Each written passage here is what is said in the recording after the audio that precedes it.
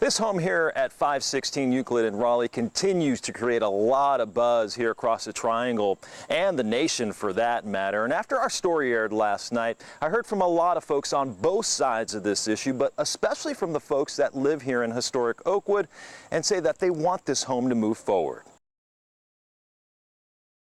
Flanked by several of his Oakwood neighbors, Donald Mertrude told WNCN the home being built by Lewis Cherry is why he decided to buy a home on the same block. That was one of the deciding factors for me to go ahead and pull the trigger on the purchase of my house and renovate it. Mertrude, along with supporters of the modern style home, believe the house is a good thing for Oakwood. There's a group of us that we don't wanted to make sure was known that are in favor of the Euclid house, that we think that it is compatible with things that are in this district. The battle over Lewis Cherry's house being built at 516 Euclid began last September when the Raleigh Historic Development Commission approved his plans to build a modern-style house in the historic Oakwood neighborhood. Cherry began to build, but his neighbor across the street appealed, saying his house did not follow the proper guidelines. The city's Board of Adjustment agreed, and construction came to a stop. Today I talked with residents on both sides of the issue out in front of Cherry's home.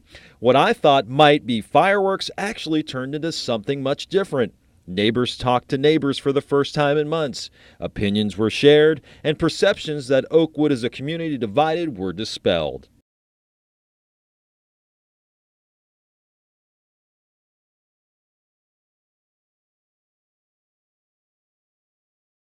We have a certain perspective on what we think it should be, and they have another perspective.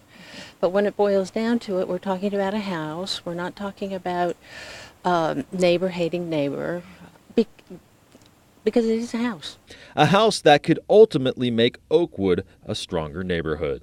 The judge in this case says there's no timeline on her decision because there's a lot of paperwork to review.